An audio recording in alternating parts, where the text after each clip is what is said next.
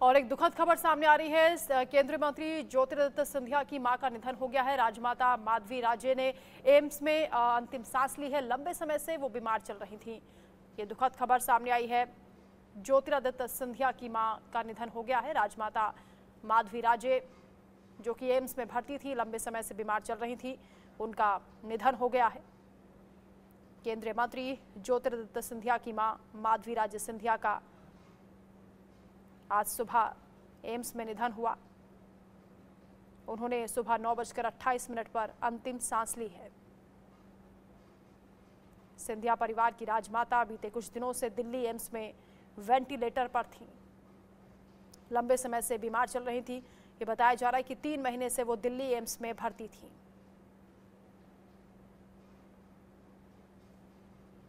पिछले महीने ही बताया जा रहा है कि उनकी सेहत में कुछ सुधार हुआ था। हालांकि बीते 3 महीनों से वो दिल्ली के एम्स में भर्ती थी, इलाज चल रहा था। निमोनिया के साथ साथ सेप्सिस से भी वो पीड़ित थी।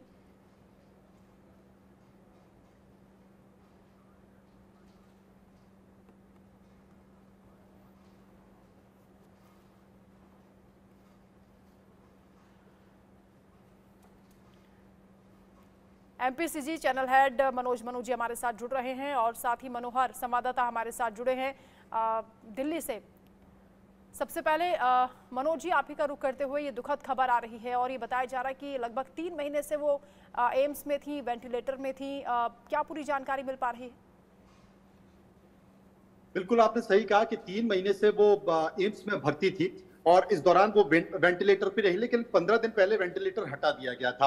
और आपको याद होगा कि जब गुना में मतदान था, ज्योतिरादित्य सिंधिया गुना से लोकसभा चुनाव लड़ रहे हैं, मतदान के 3 दिन पहले ज्योतिरादित्य सिंधिया की जो पत्नी है प्रियदर्शनी राजे, वो अचानक दिल्ली रवाना हुई और यह सूचना मिली कि उनकी तबीयत बहुत ज्यादा खराब हो गई है और उनके बेटे महारिमन भी ज्योतिरादित्य सिंधिया के वो भी दिल्ली रवाना हो गए। ये जानकारी मिली कि उनकी दादी की तबीयत बहुत खराब बताई जा रही है, दोनों दिल्ली चले गए। लेकिन बाद में डॉक्टरों ने हालत को संभाला और ये हुआ कि खतरे से बाहर आ गई हैं। लेकिन आज सुबह उनकी तबीयत ज्यादा खराब हो गई और 9:30 बजे सुबह एम्स में निधन हो गया।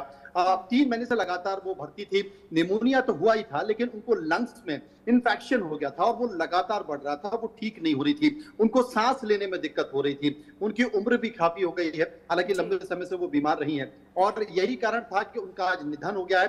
ज्योतिरादित्य सिंधिया इस वक्त एम्स में मौजूद हैं, पूरा सिंधिया परिवार एम्स में मौजूद है और एम्स से उनके पार्थिव शरीर को 2 बजे ज्योतिरादित्य सिंधिया के निवास स्थान 27 सफदरजंग रोड पर लाया जाएगा। वहां पर उनको अंतिम दर्शन के लिए रखा जाएगा और फिर वहां से ग्वालियर रवाना हो जाएंगे और कल ग्वालियर में उनका अंतिम संस्कार किया जाएगा।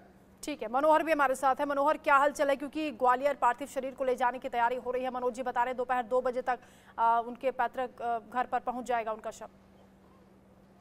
देखिए, बिल्कुल जिस प्रकार से मनोज जी ने बताया, पूरा परिवार अभी एम्स में मौजूद है और अब दिल्ली एम्स के डॉक्टरों ने उनकी बॉडी को जो है सो मॉर्चरी में ले आया गया है, जहां पर वीआईपी मॉर्चरी होती है, जहां इमामलिंग होती है। हालांकि वहां पर इमामलिंग तो नहीं होगी क्योंकि उनको अभी अंतिम दर्शन के लिए रखा जाएगा, लेकिन पूरी तरह से जो पैकिंग होती है उसके बाद उन्हें सुपुर्द कर दिया जाएगा कुछ ही देर में।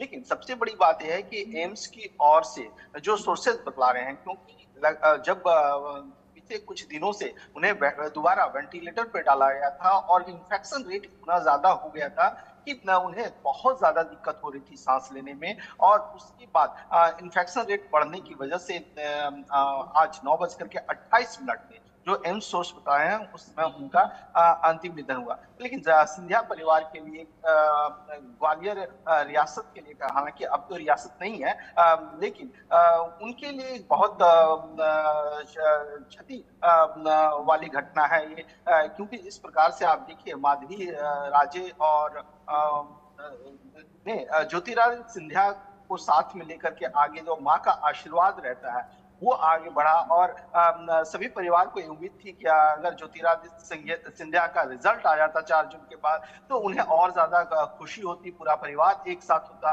लेकिन अभी सिंधिया परिवार के लिए बहुत दुख भरी घड़ी है और कुछ ही देर के बाद एम्स से उनकी डेड बॉडी जो है बिल्कुल सिंधिया परिवार पर दुखों का पहाड़ टूटा है मनोज जी। लेकिन माधवी राजे सिंधिया के बारे में थोड़ी और जानकारी दीजिए हमारे दर्शकों को। किन शब्दों में ग्वालियर के लोग उन्हें याद कर रहे हैं और कैसे आने आने वाले वक्त में उन्हें याद किया जाएगा? देखिए, माधवी राजे सिंधिया नेपाल राजघराने से जुड़ी हुई थी और उनका उनका जो ज्योतिरादित्य सिंधिया के पिता है माधवराव सिंधिया, स्वर्गीय माधवराव सिंधिया, जिनकी प्लेन दुर्घटना में डेथ हो गई थी, मृत्यु हो गई थी, उनके साथ उनका विवाह हुआ था।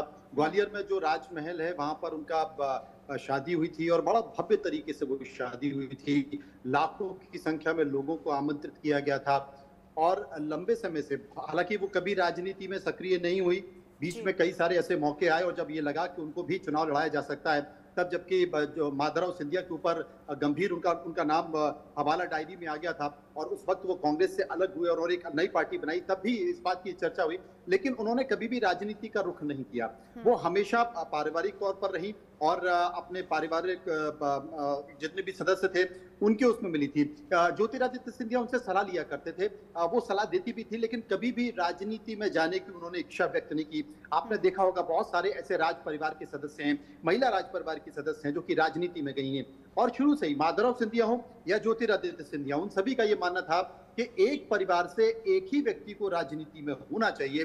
दूसरा राजनीति में व्यक्ति होता है तो कहीं ना कहीं उससे परिवार पर असर पड़ता है। कभी मैं राजनीति में जाने की इच्छा नहीं रखी या जितने भी, चाहे वो ग्वालियर चंबल संभाग हो, मध्य प्रदेश में एक बड़ा प्रभाव सिंधिया परिवार का रहा है। कभी भी उन्होंने बहुत लोगों के बीच जाने की भी कोशिश नहीं की और बहुत राजनीतिक कार्यक्रमों में या सार्वजनिक कार्यक्रमों को कभी नहीं जाती थी और राजमाता जी के साथ हमेशा वो अपना हाथ बटाया करती थी, तो इसलिए वो बहुत ज्यादा सार्वजनिक कार्यक्रमों में नहीं जाती थी। लेकिन परिवार की सलाह ज्योतिरादित्य सिंधिया उनसे हमेशा सलाह लेते थे और एक तरह से घरेलू महिला जिसे कह सकते हैं कि वो थी। बहुत कम लोगों से मिलना जुलना था उनका। व्यक्तिगत अगर कोई कार्यक्रम है, व्यक्तिगत उनका कोई फंक्शन है, उसमें वो शामिल होती थी। राजघरानों से संबंधित जितने भी कार्यक्रम है उसमें वो शामिल होती थी, लेकिन कभी भी ऐसी कोई राजनीतिक महत्वाकांक्षा या राजनीतिक पद पर उनको जाने की इच्छा नहीं थी। यही कारण है कि उनका उस तरीके से ग्वालियर के लोगों से भी जुड़ाव नहीं रहा। ग्वालियर के लोग जरूर उनसे मिलने की कोशिश करते थे, क्योंकि ग्वालियर में उनका परिवार है, राज परिवार है और एक जुड़ाव रहता है। तो लोगों से संपर्क, जो महल आते थे, जो माधवराव सिंधिया से या ज्योतिरादित्य सिंधिया से मिलने के लिए आते थे, उनसे वो जुड़ाव रखती थी, मिल लेती थी, लेकिन कभी भी उन्होंने कोई ऐसी महत्वाकांक्षा दर्ज नहीं की। और आमतौर पर परिवार से जुड़ी हुई चीजें, राज परिवार से जुड़ी हुई चीजें, सिंधिया राजघराने से जुड़ी हुई, चाहे वो संपत्ति का मामला हो या पारिवारिक मामला हो, उसमें वो अपना सलाह जरूर देती थी, लेकिन कभी बहुत ज्यादा उन्होंने ऐसा दखल नहीं दिया। दखल नहीं दिया, राजनीति में भी नहीं आने में दिलचस्पी उन्होंने दिखाई। लेकिन क्योंकि बड़ी बला की खूबसूरत थी माधवी राजे और उनके जो व्यक्तित्व की झलक है, उनके संस्कारों की झलक ज्योतिरादित्य सिंधिया में नजर आती है। वो मंच से कई बार अपनी मां का जिक्र भी करते थे। बिल्कुल, ज्योतिरादित्य सिंधिया का अपनी मां से बड़ा लगाव रहा है और एक तरह से देखा जाए कि कम उम्र थी ज्योतिरादित्य सिंधिया की, बहुत कम उम्र थी, 21 साल की उम्र थी, यानी कि वो राजनीतिक तौर पर पूरी तरह से परिपक्व भी नहीं हो पाए थे। ऐसे में जो माधवराव सिंधिया का निधन हो गया था, हेलीकॉप्टर उनका क्रैश हो गया था, वो एक चुनावी रैली को करने जा रहे थे, कई लोग उसमें मारे गए थे। कहीं ना कहीं ज्योतिरादित्य सिंधिया को इस बात का धक्का लगा कि अभी तो मैं राजनीतिक तौर पर परिपक्व भी नहीं हूँ, पिता मुझे राजनीति का ककहारा सिखा रहे हैं, और ऐसे में पिता चले गए। क्योंकि माधवराव सिंधिया घर पर आके बिल्कुल कई बार मुश्किल समय आया और इस मुश्किल घड़ी में मां ने बहुत साथ दिया। आज क्योंकि लोकसभा इलेक्शन वो खुद भी लड़ रहे हैं, ऐसे समय में बीच में साथ छोड़कर वो चली गई हैं, दुखों का पहाड़ टूटा है। बहुत शुक्रिया आपका मनोज जी।